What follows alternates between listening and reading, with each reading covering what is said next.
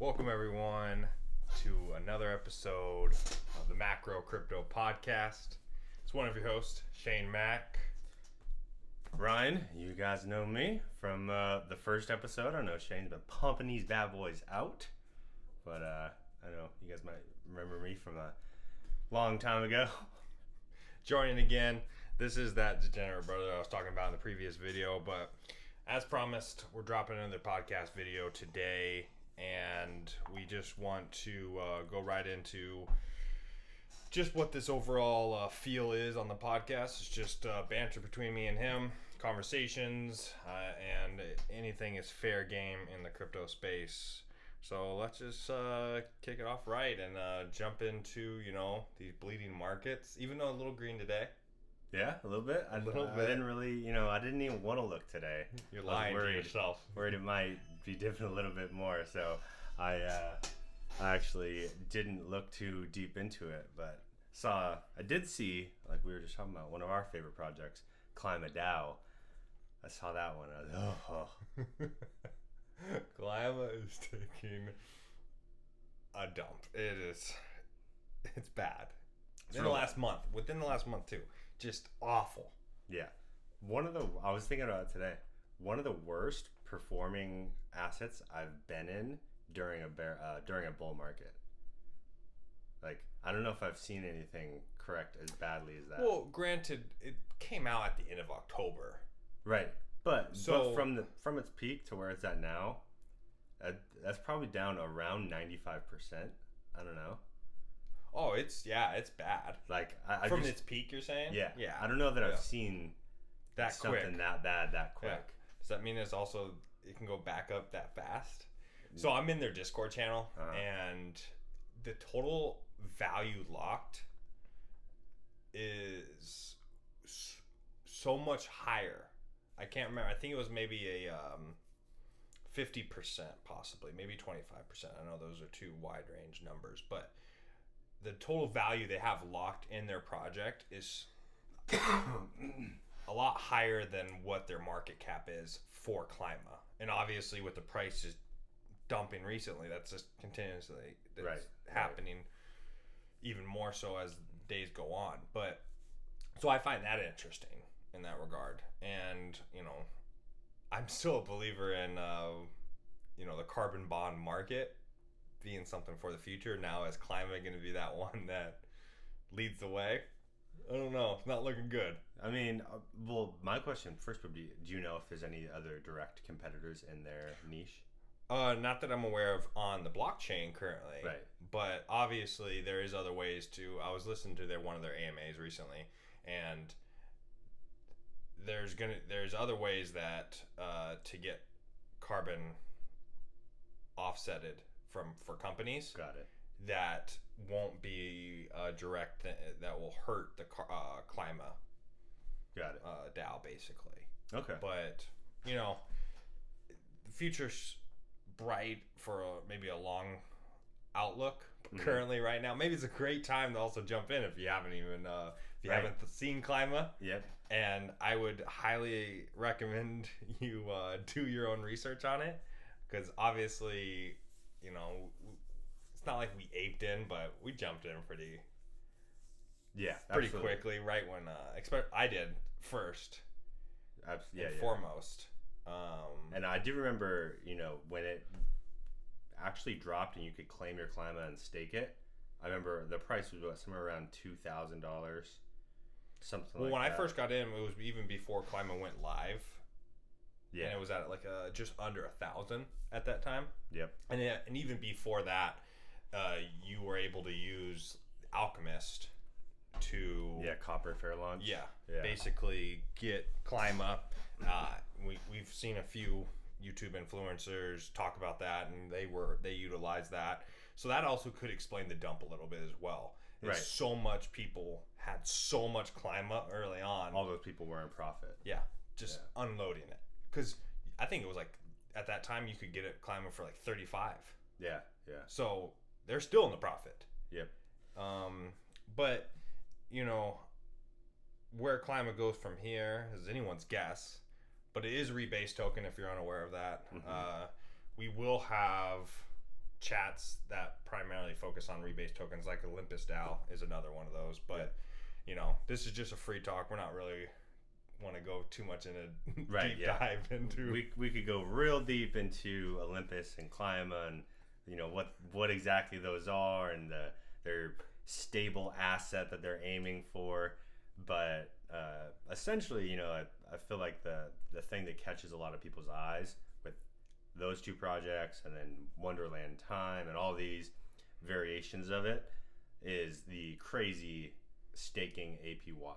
100%. So Ohm is like the OG type of this project, and right now their APY is 5,000, 6,000%. Yeah, and remind everybody that Olympus came out in May of 2021, and they came out guns blazing as well at like 1,400, I think was their peak at that moment, and 1,400. I'm pretty. The APY? No, I'm talking about price. Oh, price. Yeah. And APY was almost like what, 100,000? Yeah, over 100,000. 100,000 APY. Yeah. And I remember, I think you told me about it a little bit, and I checked out a few different YouTube channels that talked about it, and I was just in disbelief. I was like, that's just like a cash grab. Like someone's going to come in, and they're trying to bring people in, obviously, to their project, and what better way than incentivizing that kind of rewards? Right. But lo and behold, and plus, the Olympus team was anonymous, so no one knew. But they did do a doxing but backdoor a little bit, so it's still questionable. But at the same time, what I'm getting at is at that 1,400, that price that it hit at with those ridiculous rewards. What ended up happening to that price is it went below 200 as well. It was like a month later, and it found its way 6 months later back up to 1,400 while getting all those rewards in. Yep. And I think if you would have done one ohm at that time, I think their rebase is up to 60 or something now. Yeah. So if you would have started with 1 ohm, you would now have 60 during that time period. They have an index on there. We'll just go into a deep dive on that. But regardless, what I'm trying to get at is that ohm also hit a real low point. Yep. Took a nosedive from its all-time high down, almost, basically a 90% drop. Yep. And it rebounded. Yep. Absolutely. So, can we see that similar aspect from Clima? Yeah. I think, what our general sentiment for the entire market, which, like, as a whole, right, what the entire cryptocurrency market is going to do, but probably most projects within the market too, not even just like the good project, probably most projects will pump again at some point within the next 6 months. And they're probably going to meet their all-time highs, and they're very possibly going to exceed them. That's what we hope. Yeah. We hope. There's a little bit of hopium in that too. Because who knows what the market's going to do. But yeah, me and you are both on the train that there's an extended cycle. Yeah. I didn't jump on that train as quick as you did. But I am on that train, full speed ahead. I'm not in the caboose either. I'm walking towards the front of the train. I'm trying to get to where the conductor's at. And I think where this is heading is maybe it is a 6-month extended cycle. Maybe it's a year extended cycle. Who knows how long that truly is? But right. We do, we are definitely believers in the idea that there is going to be another pump, that this bearish cycle we're in currently might extend, throughout January, maybe into February. Right. Who really knows? We might see some ups and downs accumulation during this period, but I am definitely a firm believer that, like you just mentioned, that we will see higher highs. And I think Clima will, as you're getting rebases on that and you're getting more and more Clima for just staking it, that could be a huge payout at the end of the day. Could be huge gains. Now, so you said a couple things there that got my mind percolating a little bit, and Great word choice. Yes, thank you. looked it up in the dictionary when I was in 3rd grade, and all your friends made fun of me. Remember that? Okay, I'm sorry. We are. Time out. He used to Back read, to 3rd grade. He used to read the dictionary. That's what he did for his. What he considered fun. Him and his friends would be outside playing basketball. I'd be on the couch reading the dictionary, trying to find cool words that I could use and learn what they meant. And so, I think. I mean, it wasn't very nice of us to make fun of you. I'm so sorry. But I think everybody that is listening would agree that it might have been deserved. Yeah. A dictionary of all things. Yeah. I mean, very interesting. I remember Josh Parker being like, you weird, Brian. like, I don't know, guys. I just like it. All right. So you got your mind percolating. Yeah. So earlier you had said, do your own research, DYOR, if you haven't heard the term. Very common thing that you hear in a lot of crypto videos, right? Do your own research. Then we were talking a little bit about like what our thesis is on the current market cycle and where things are heading. We've gotten a lot of that probably from videos we watched, different people expressing their opinions, a little bit of hopium, a little bit of like conservative guessing. So it's like, what are some of the main factors that play into your decision of like, okay, this is what I think is going to happen with this project or the market as a whole, or this is what I'm going to do here in my investment strategy. Because, a lot of it can be someone just watches this video and considers like that's now their opinion, It's like, oh, well, these guys said it, and that's the only thing I've heard, so I don't know what else to go off of. Well, I mean, I think everyone, like, if you're just listening to whether it's us or anyone else out there giving their opinion, then you just ape into anything. You're playing a dangerous game. I highly recommend with anything, like, you first discover a different blockchain or a different project, an NFT or community-based token, whatever the case may be, to dive a little deeper before you ape into that project, because it's going to be there again at the end of the day.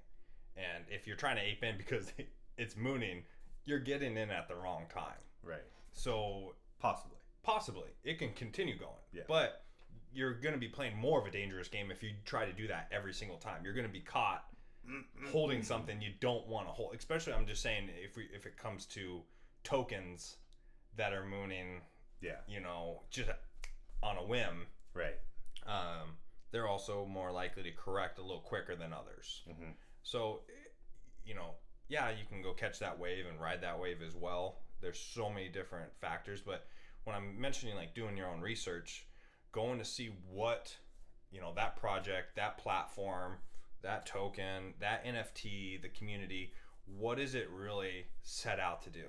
And, since this is a macro channel, we have also aped into things before, but at the same time, we've learned from those mistakes, and we can only help everyone else understand that, hey, maybe I should understand this and see where this is truly heading and what the vision is before I put my money into it. Right. Is this something I want to truly have a long-term hold? And is this an investment I want to make for 3, 4, 5 years? Or is this an investment, hey, I'm riding this wave. I need to also have the mindset of I need to sell and make money when that wave is crashing. Yeah. Because you got to decide for yourself that, hey, how am I handling this? I recommend having long-term positions, but everyone's going to want to have a little fun once in a while. Yeah. And if you do jump in and you're just aping into something without understanding it, but you also have a quick exit plan. Right. Is my recommendation, because you're not playing with your money in a smart manner if you're just going after each and every topic that you hear us talk about or someone else talk about. It's, what's your opinion on that? Yeah, no, I agree with everything you said. It's really interesting because I was listening to a video I know you've watched. Alex Becker, very smart guy and pretty new to the crypto space, but got caught up to speed pretty quick with it. But he was talking about micro cap coins and investing in those and that strategy that he's using. And it's just like hearing it, like, oh man, is this good for a new investor to go. No. And I'll say that right now. No. And one point he made was, hey, look, if you're here, and you invest $50 in Bitcoin, at the end of the year it's gonna be $100, and it's like, yeah, true, but if somebody has, let's say the stakes are a little higher, and it's $500, $5,000, and we use that same example, it's like, okay, that's gonna be either 500 to 1,000 or 5,000 to 10,000 if it's Bitcoin, but you're not gonna lose all of it. Where if somebody's investing in those crypto gaming coins and they don't know what they're doing, they might get excited when they see certain pumps, or they're going to buy at the wrong time and they possibly lose 90% of it. Because they're stuck holding it, hoping it's going back. And I know he did talk about the strategy a little bit in his video and how you don't do that. And it's there's also uniqueness to what he was talking about too, about taking, like when he took a 10x gain here, selling all of it, find another project, taking a 10x gain. But the thing that he talked about too that was important to know is like that was his niche. Right. Like, that's his thing.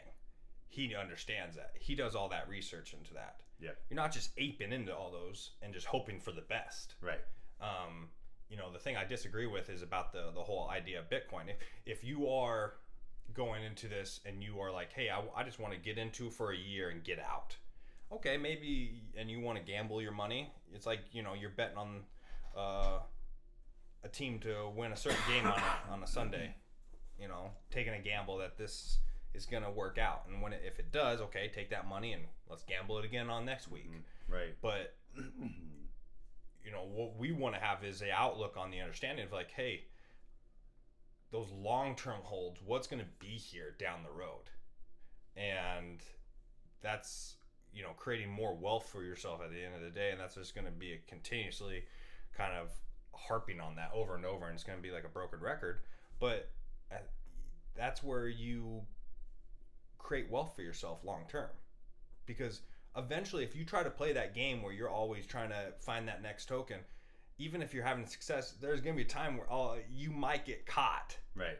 And then you lose a lot of it if you're not wise with it. Because we're just like, I'm undefeated. I can't lose. Right. I'm going, oh my gosh, this is that next thing. And it's not. Right. And even if somebody's, let's say this is their first market cycle, they've invested in regular stocks, but now they're in crypto and they're like seeing these big wins, right? Yeah. But they haven't maybe seen a full cycle. They haven't seen, and no one's seen this cycle. No one knows what's going to happen. So this cycle might even be over. Sadly. Very possible. Very possible. Okay, it's not. Yeah. Don't put that out there in the universe. But yeah, it's I feel like it's very interesting. There's some sort of like experience gained in cryptocurrency within like trial and error and figuring things out for yourself. Yeah. So it's kind of learning those lessons the hard way sometimes and losing some money, but like not letting it be some crushing blow that's going to wipe you out. Yeah. If you're playing with money that you can't lose, don't put it into the market, especially not into small cap coins. Mm-hmm. If you have your life savings that you really want to put into the market, Bitcoin and Ether is your play because that's long term. Knowing that the ups and downs and letting it sit and letting it ride, dollar cost and average your way into those positions, and that's your base, then at least you have something as your base. Right. And now when you have extra money on given months and you want to play fun with that, and you lose it, and you go into it knowing, hey, I could lose all of this, you have your base to come back to. You don't use your Bitcoin and ETH gains that you got and then start letting those ride on different things, because you'll just start dwindling your base down. Right. Keep your base there. You can always continue to add to your base little by little, but then when you have extra money and you want to dive into something, at least you have a better understanding of the larger picture here. Because, yeah, if you just jump into it, of course you're going to hate crypto. Yeah. As soon as you lose it all. Yeah. Because you heard somebody talking about a specific project that didn't work out. Yeah, and I remember, the amount of people, that we told about crypto in 2017, a lot of them didn't listen, didn't even get in. But then the amount of people that got in and just didn't listen to some of the fundamental things we were saying, those people got burned and didn't stay in crypto because they got, it was tough toward the end of 2017. It didn't matter what you bought, it was going to go down. But if you have an outlook of like, hey, if I slowly get into this thing instead of like just throwing everything into it, and then when it goes down, that hurts the heart. Yeah, it does. Even when you're going into it slow, it hurts the heart to continue doing it. But these cycles are going to happen. But that's also where you're going to continuously create more and more wealth for yourself. Yep. If, like you mentioned, when we had friends that we were discussing this with back in 2017, NFTs weren't a thing yet. They first started popping up in 2017, but they aren't what they are today. But the real thing was everyone was chasing was like basically tokens that were under $1 because they just look so appealing. Like, oh man, what if this goes to 20,000 like Bitcoin is? Still to this day, people are like, oh my gosh, this is 0.000000037 cents. I mean, but like you talk about like all of a sudden us talking about buying Bitcoin, Ether, back then, but others jumping into Litecoin, jumping into XRP, doing all these other things where, long term wise, where's that going to get you at the end of the day? And it was you can kind of see that the similarities, but just more like in the NFT space now than the small caps. Mm-hmm. Obviously, there's just more to invest in, and there's so much in the weeds that you have to figure out and find out for yourself. So it's just hoping along the way that we can help guide or help put people in the right position to be more successful in the space long term instead of just in and out, because this space is here to stay. Don't be that individual that comes into the space right now, leaves for a couple of years, 3 years, and then when it's booming again, you're jumping back in and you missed all that time to accumulate during a certain period of time. Yeah. Understand that this is a long-term play for yourself and put yourself in the best position to be successful for that. Absolutely. Yeah, it's there's that really famous, or I don't know how famous it is, but one of my favorite quotes in crypto is, it's not about timing the market, it's time in the market. And where did this quote come from? That's awesome. Yeah, I don't remember where I heard it, but maybe you just made it up. Yeah, right. I'm a genius. But it's funny because I heard that Becker video recently, and he was kind of saying the opposite. It's like the longer you're in crypto, the more risk you are exposing yourself to.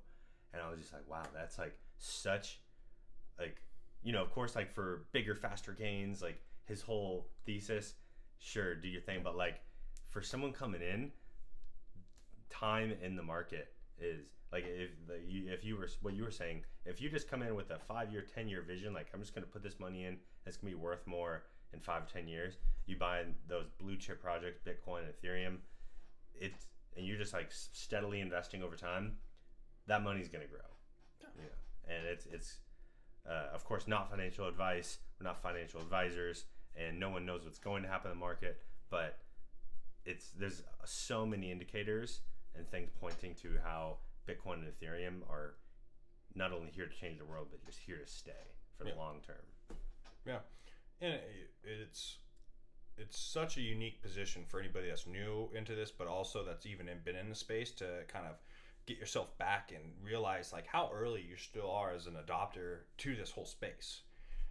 There's so many things changing in front of our eyes in the world, economically, financially, but also just community-based and socially.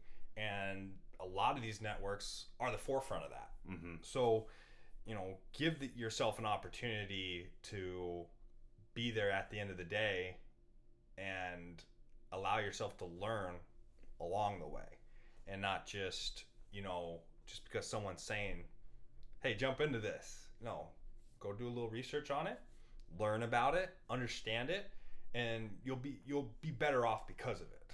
Right.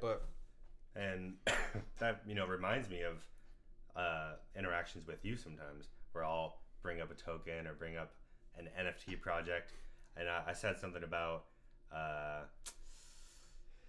I think it was Neo Tokyo, and I sent you like something, and you were just like why, you asked like why is this like something that we should just dive into.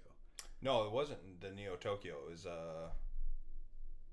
some other one. Yeah, okay. I remember which one you're talking about. Because there's a bunch of different NFTs on their project. Yeah. And you sent me 2 of like the 20 they have. Yeah, it's like ISSA. Yeah. Something Gen S, Gen whatever, all these different. Yeah. Yeah, it's not a bad thing to ask why. Right. Like someone's giving you, hey, check this out. Why? Like, what is the use case, or what do you know that I don't know? Right. How can you help me with this, understand this, besides just, me being like, okay, yeah, how much? Right. Which is exactly what I did with Meta Travelers. Yeah. I just was like, okay, how much? When's the mint? Boop, boop, boop, boop, and did all the things. And, it could have easily performed well, but it hasn't. It's gone down probably 70, 80%. Half now. Yeah. So, I don't know. It's just one of those things where no one knows what's going to happen in the market. Some could perform well. And this, that thing I sent you went up from like a quarter ETH to 0.4 ETH, one of the ones. And and to hit off that a little bit is also like, I think what's important for us also within the NFT space is like, what kind of community is there? And how strong that community is. Because like you hit on Neo Tokyo, the Diamond Hands community of Diamond Hands that just is never going to sell, and then these prices are skyrocketing. Like, not every community is going to be that way. Right. There's so many people that will get into something too and just want to flip. Right. Buy, flip. Okay, it's not working. Oh, I didn't get a very rare NFT. Sell below. And then you get a bunch of that happening. Waterfall effect, and it just, until that, that floor gets swept, then it's just like a project that everyone kind of starts feeling down about. Right. So even within that, you just have to know, hey, what's this project? What's this community like? Where do I think this is heading? And also, what use cases is it going to have? Like, what's backing this? And, do I really want to put myself into it? And it's also another long-term play, But, before I start defending, like, Meta Travelers or anything, it's just, some things it is what it is. Right. And they're not all going to be winners. No. Especially short term. Like, if you think, okay, I can do this and flip it, and all of a sudden it doesn't go where you thought it was going to go. Well, for me, certain things like, okay, hey, if I go into this NFT and I'm going to play this as a long-term play because, all right, this Metaverse thing is just nuts right now. Anything and everything with the word Metaverse is just popping off. And then all of a sudden you get a project that owns a ton of land like Meta Travelers does, in whether it's Decentralized or Limpin, I think it's called, or Sandbox, and they just have a lot of opportunities to build a community within the Metaverse itself because they actually own and they're building on that. Right.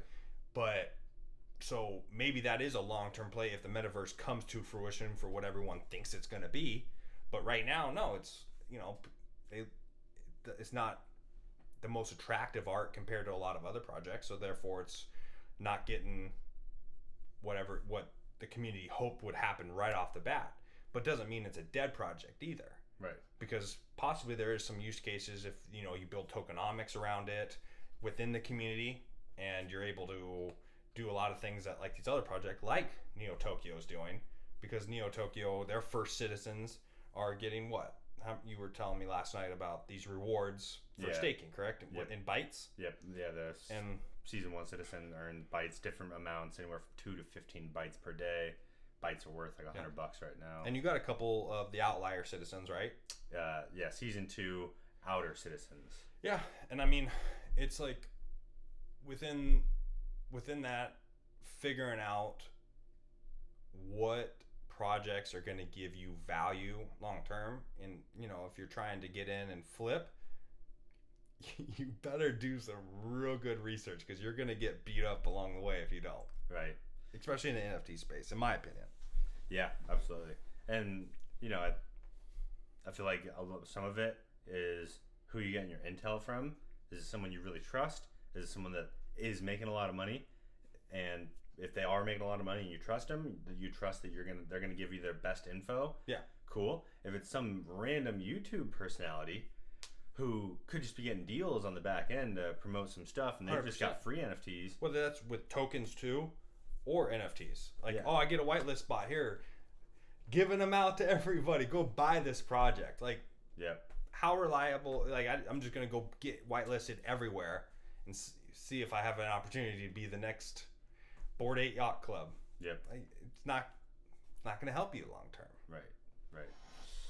Yeah, so, the world of NFT is pretty crazy. What about just, general market sentiment? I know last week we gave our predictions, kind of what we thought by 6 months, or, by market cycle top, where we thought that would be, when it would be. But what about right now? We're seeing a little correction in the market. What's your general sentiment of when we start to move, maybe break the downtrend, or how far we go down in this downtrend? Like, it's just everything's guesses. Like, I would love to know, like, all of a sudden look at my phone and all of a sudden Bitcoin's back to 60K. You're like, oh shit, we're going here we go. But it's not going to be the case. Like, right now, I really love looking at Heikin-Ashi candles. It gives more of a previous view on where the market's trending, because it takes from a previous week and the current week's calculations, and currently we're just in the red for, I think, 7 or 8 weeks in a row. And as everyone knows, this last week was brutal. Yeah. And so until we get at least a small candle, and that turns into a large green within the Heikin-Ashi candles, then I just don't see a huge trend changing. If the price all of a sudden increases, and then how it turns out that week, I'm gonna wait to see how that trend breaks. And of course, the 50-day moving average as well is gonna be a great indicator. But with all that being said, I'm still very bullish for this year, because I'm just bullish on crypto long term, 5-10 years. Right. I think where all these projects are headed, especially the ones that are decentralized, fully decentralized, are going to help mold our finances for the future. And I am definitely 100% excited for the next 6 months, even though everything's just hurting right now. But at the same time, if things don't pan out the way that I hope or I believe, knowing that, hey, I'm still here for the long term, because that's my vision, is I'm not going anywhere. Right. So, I have a lot of hope that in the next 6 months you're going to see a great run. It's just not going to happen January or February. You might, just from me predicting, if I'm throwing something out there, somewhere in the middle of February is where we'll start to see a change. If it comes sooner, awesome. Yeah. But that's just kind of where my head's at. Yeah. Yeah, I could totally see that. I, like you said, there's obviously no way to know, no way to predict this. If anybody could predict it, they'd be a trillionaire. But, I do see, like, I feel like it looks or seems a lot more doom and gloom right now than it really is. Because anytime, the when in doubt, zoom out phrase, and like anytime I zoom out and look at these charts, I'm like, dude, this dip isn't that bad. Well, I also love the fear index of how fearful it is in the market. Because usually when it's that fearful, things tend to trend the other way. Yeah. The same thing was when the greed index is so high. Guess what's about to happen? Happened back in May. Everything and its mother worked back in early May. Yep. You couldn't lose. Right. So, use those as indicators too of where it could be trending. If we ever get back to how greedy everything is, take a step back and pump the brakes a little bit. But I just feel like we're so fearful right now. It's actually a good sign for how healthy the market could be within the next 6 months here. Yeah. Yeah, absolutely. Yeah. So I don't know. Besides market, just general market overview, some NFT overview. Is there anything you've really had your eye on recently? Like any new things, or kind of just like what we talked about, Climate DAO, some of those? I mean, I think a lot of my focus also has been on starting this YouTube channel and just trying to figure out what content works.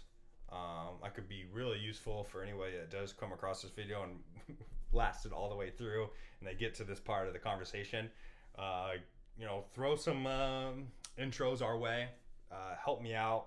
I kind of think it would be a unique way to just build this YouTube channel out on giving a community choices on what we can call, or what I can call my drops throughout the week on those specific series, which I will change them to anything that comes my way. How I can also bring an intro, bring a little bit more fire to it. So if you got anything that you would recommend or would think's funny to hear, obviously it has to be YouTube appropriate. I don't want to get demonetized for all this money we're making from these 20 views. Let's go, baby. But, and as any YouTuber says, we don't want to forget this. If you like the video, don't forget to subscribe as well. Mm-hmm. And put that bell notification on. Does that feel good to say? It does. I'm like, dude, I've just heard this so many times. It was easy to recite. Yeah, and go follow us on Twitter as well, and we'll drop some content and different things on there as well. Where can they find us on Twitter? At Macro Crypto. Macro Crypto. Yeah. Macro Crypto Club. It is Macro Crypto Club. Yeah. This is. We got to add club. There's someone already had it. Stole that. But it's at the Macro Crypto Club. Come join the club. It's an exclusive club. It is. We got 27 members in this club right now, so very exclusive. It's free as well for now. Free 99. Free. It'll always be free. We're just dropping free content. Also wanted to point out that before we end this video, what we will be doing is if you have anyone that's friends or family, anybody that's new to the crypto space, brand new, and they're looking to get a little bit of an understanding, we will be dropping free content for a specific series on how to enter the crypto market.